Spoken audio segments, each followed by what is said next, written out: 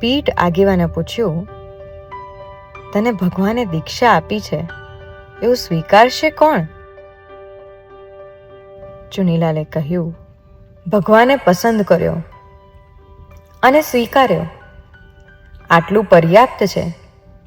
સંયમ અને સંયમની સફળતાનો આધાર ભગવાન સાથેનું જોડાણ અને એ જોડાણ પ્રત્યેની નિષ્ઠા છે, જગતનો સ્વીકાર કે અસ્વીકાર નહીં.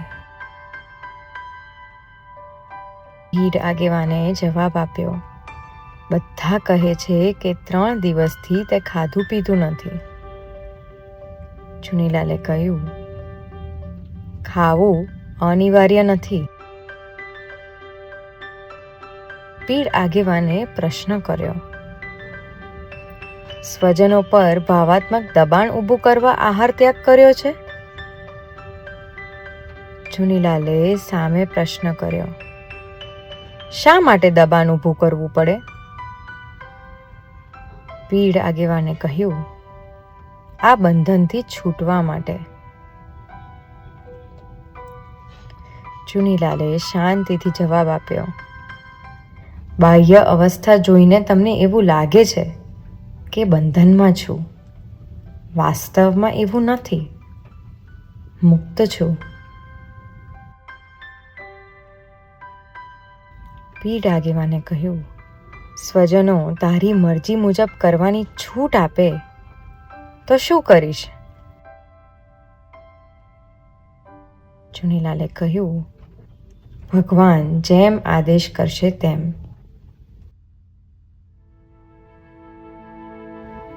પાંચેય આગેવાનોને ખાતરી થઈ ગઈ કે ચુનીલાલ હવે ગૃહસ્થનો વેશ પહેરે તેમ નથી. એની વાત કરવાની રીતમાં વિનય હતો. એ પોતાની વાત સ્પષ્ટતાથી કરતો હતો. આગેવાનોને એની વાત સ્પર્શતી હતી, છતાં એમનું એક મન એમ કહેતું હતું કે હજુ કાચી ઉંમર છે. દુનિયાદારી જોઈ નથી. સંયમ પાળવું એટલું સહેલું નથી. પાંચેય આગેવાન બહાર આવીને બેઠા. એક આગેવાને ગંભીર ભાવે કહ્યું, મનસુખભાઈ, ચુનીલાલ પ્રાણ આપી દેશે પણ ઉતારેલા કપડાં પાછા નહીં પહેરે. મનસુખભાઈ ઢીલા પડી ગયા. ધીમા અવાજે બોલ્યા, ઉપાડેલ કાર્યને અધૂરું છોડવાનો એનો સ્વભાવ તો નથી. બીજા આગેવાને કહ્યું, આટલું સમજો છો પછી તાણો છો કેમ?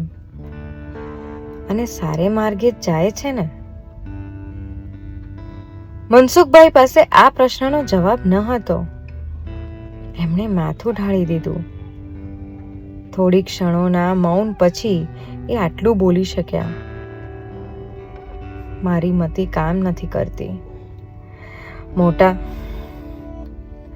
જો ભાઈ આ બધા શું કહે છે?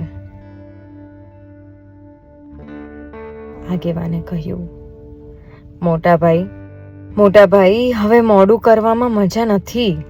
ચુનીલાલ બહુ સ્પષ્ટ છે.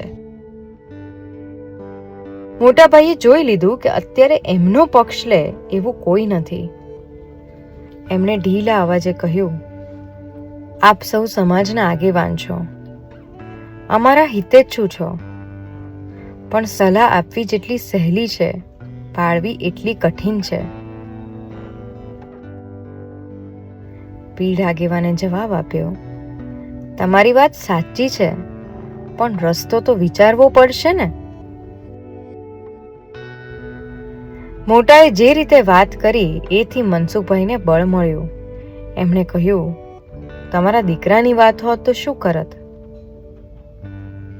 પીર આગેવાને થોડો સમય લઈને ઉત્તર આપ્યો, આવી અગ્નિ પરીક્ષા લીધા પછી અને એમાં સંગોપાંગ પાસ થયા પછી એને રજા આપત. હા, ત્યારે એક આંખ આવા દીકરાના વિયોગના દુઃખથી ભીની હોત અને બીજી આંખ આવો દીકરો મળ્યાના અનુમોદનથી ભીની હોત. મનસુખભાઈ, આ કહેવા ખાતર નથી કહેતો. ચુનીલાલને દીકરા જેવો જ ગણ્યો છે. તમારી લાગણીને સમજી શકું છું. લાગણી વગરનો સંબંધ શક્ય જ નથી, પણ લાગણીનો અતિરેક સંબંધને ગુંગળાવે છે. તમારી મૂંઝવણ સંબંધ ગુંગળાય છે એની છે. મનસુખભાઈ, કરવા યોગ્ય બધું કરી લીધું. અમે પણ ચુનીલાલને નાણી લીધો. હવે વધારે આકરા થવામાં સાર નથી. સમાજમાં કિંમત કોડીની થઈ જશે. સમાજમાં જીવવું ભારે થઈ જશે. આજે બહુ સમજી વિચારીને આવ્યા છીએ. મોટાભાઈએ જોઈ લીધું કે હવે સમાજના વડીલોને કાંઈ કહી શકાય તેમ નથી. જીદે ચઢેલા રાગને જ્યારે હોશિયારીનો સહકાર મળે છે ત્યારે એક પછી એક પાસા ફેંકે છે. મોટાભાઈએ પણ છેલ્લો પાસો નાખ્યો. એમના મતે એ એમનું બ્રહ્માસ્ત્ર હતું. મોટાભાઈએ કહ્યું, આપ સૌનો અમારા ઘર ઉપરનો સદભાવ અમે જાણીએ છીએ.